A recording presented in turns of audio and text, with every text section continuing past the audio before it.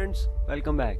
तो इस वीडियो में आपको CSS टेक्स्ट प्रॉपर्टीज़ के बारे में बताने जा रहा हूँ। तो चलिए दिखाता हूँ किन किन बारे में। एक तो है line height, text line, text decoration, text indent, text transform and white space. तो इन सभी को मैं अच्छी तरह से पूरे के पूरे डिक्लेयर करूँगा कि कैसे वर्क करती हैं और किन किन प्रॉपर्टीज़ ये एक्सेप्ट करती हैं। तो चलिए सबसे पहले तो HTML दिखा दूँ। मेरे पास सिंपल सी एक बॉडी हेडिंग 1 है, पैराग्राफ है, उसमें एक एंकर है, तो बस। और इसको मैंने इस सिर्फ मार्जिन, बैकग्राउंड और फॉन्ट फैमिली दी है।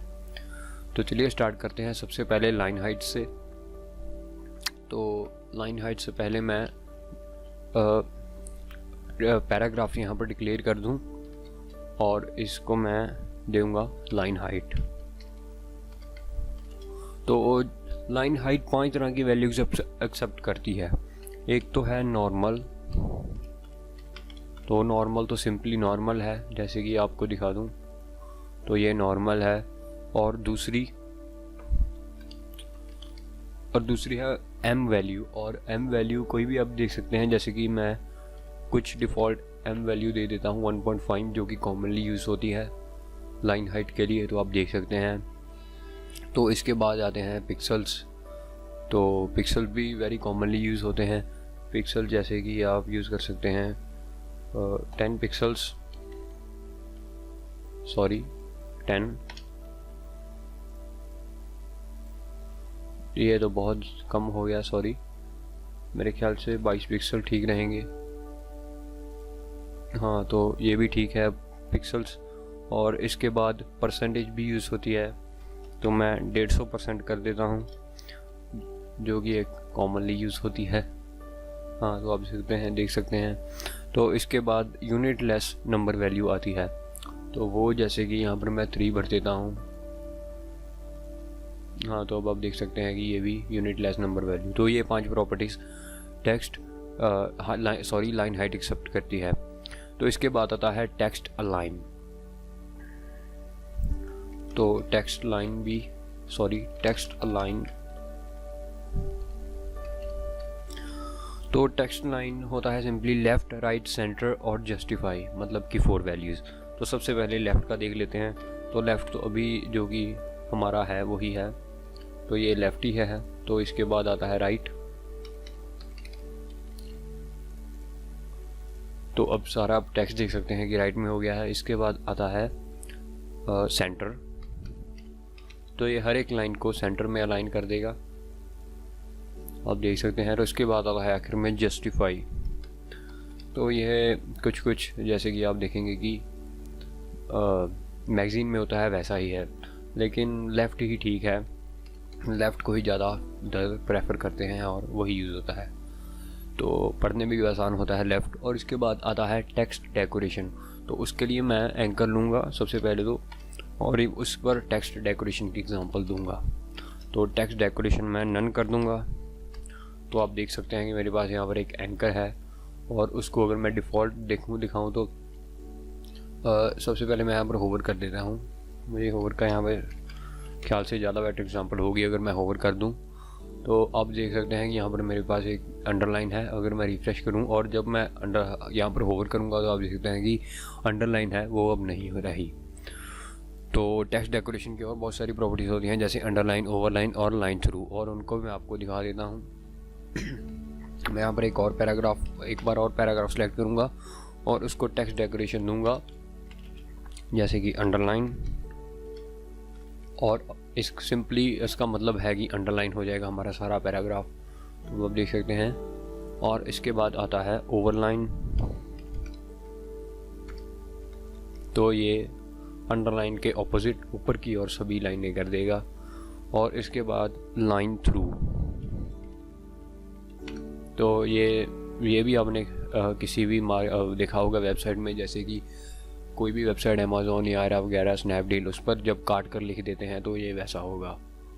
तो आप देख सकते हैं कि उसमें जैसे कि पहले 250 और बाद में वैसा कर कुछ भी होता है, तो वही चीज़ है सेम लाइन थ्रू। तो इसके बाद आता है टेक्स्ट इंडेंट, और उसको मैं एग्जांपल देना चाहूँगा। टेक्स्ट इंडेंट, हाँ, तो टेक्स्ट इंडेंट होता है, मैं आपको एग्जांपल ही देकर बताता हूँ। जैसे कि 1.6 मैं कर देता हूँ।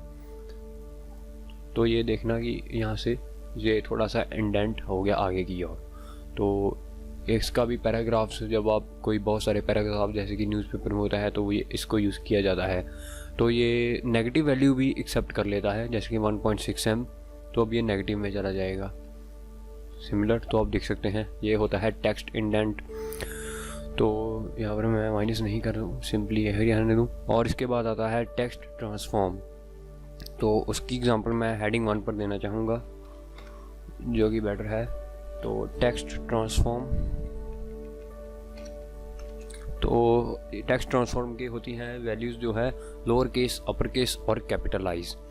तो लोअर केस तो आप शायद जानते ही होंगे, लोअर केस वो सभी वैल्यू जो है यहाँ पर मेरे पास, जैसे कि यहाँ पर जो भी है उसको लोअर केस कर देगा, और इसकी ऑपोजिट है अपर केस। तो ये सभी हमारे टेक्स्ट को अपर केस कर देगा हेडिंग 1 के। तो इसके बाद आता है कैपिटलाइज। तो ये हमारे पहले वर्ड को, जैसे कि ये सी, टी और पी को सिर्फ कैपिटल्स करेगा, बाकी सबको छोटा रहने देगा। तो सॉरी, यहाँ पर जैसे कि आप देख सकते हैं कि CSS मैंने यहाँ पर ही बड़ा लिखा था, अगर मैं इसे यहाँ पर छोटा कर दूँ तो अब आप देख सकते हैं कि उसने पहला बड़ा ही रखा यहाँ, जबकि मैंने यहाँ पर छोटा दिया है। जैसे कि यहाँ पर मैं टी कर दूँ और पी को भी छोटा कर दूँ। तो इस तरह से ये बहुत ही काम का है। लेकिन अगर आप कोई सिर्फ ऊटी प्रॉपर्टी कर देना चाहते हैं, जैसे कि बड़ा कैपिटल इसे टी को करना चाहते हैं, तो जैसे कि आपने पहले देखा वो उसे बड़ा ही रखेगा, सिर्फ पहले वर्ड पर अप्लाई होगी हमारी। तो मैं यहाँ पर जी कर देता हूँ, Ctrl+G अंडू। हाँ, तो यही ठीक है। तो चलिए इसके बाद आता है हमारा टेक्स्ट ट्रांसफॉर्म और वाइट स्पेस। तो उसे भी मैं आपको दिखा दूँ उसे कैसे यूज़ करते हैं। तो इसकी एग्ज़ाम्पल तो बेस्ट मैं यहाँ पर पैराग्राफ पर ही दूँगा। तो एक और पैराग्राफ एक बार और ले लेते हैं। तो पहले वाइट स्पेस लिख लें, वाइट स्पेस। तो चलिए वाइट स्पेस एक्सेप्ट करता है, जैसे कि normal, no wrap, pre line and pre wrap. तो ये वैल्यू एक्सेप्ट करता है। तो चलिए सबसे पहले नॉर्मल देख लेते हैं।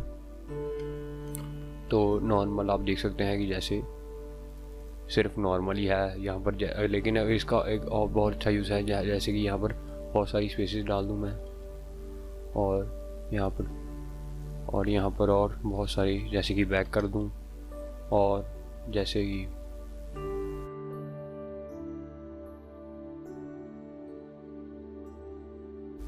ऐसा ही कुछ।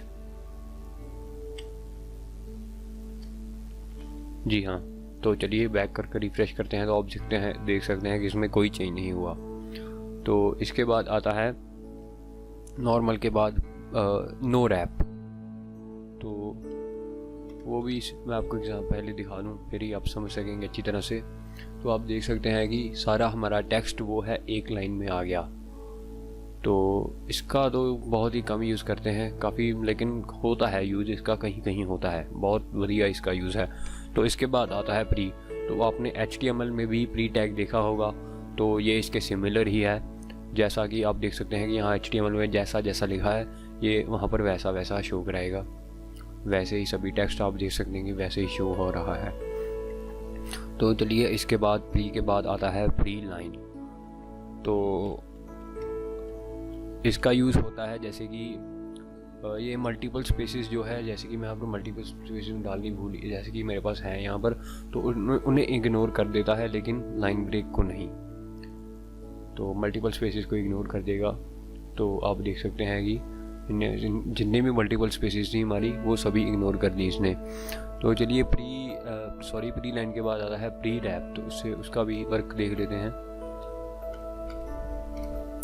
तो काफ़ी ये प्री रैप तो काफ़ी सिमिलर है प्री से, ये इसका कोई ज़्यादा डिफरेंस नहीं है, बस यूज़ करने का एक तरीका ही है। आप कोई भी प्री रैप भी कर सकते हैं और प्री भी। तो आप देख सकते हैं कि प्री और प्री में कोई फ़र्क नहीं है। अगर मैं यहाँ पर प्री कर दूँ तब भी कोई इसमें फ़र्क नहीं, लेकिन अगर प्री रैप कर दूँ तब भी इसमें कोई फ़र्क नहीं होगा। तो बोथ आर सिमिलर। जी हाँ, तो आप देख सकते हैं। तो ये थी हमारी सभी प्रॉपर्टीज जो मैंने डिक्लेयर कर दी, white space, text indent, text decoration, text line और text transform. So guys, thanks for watching and please don't forget to subscribe my channel.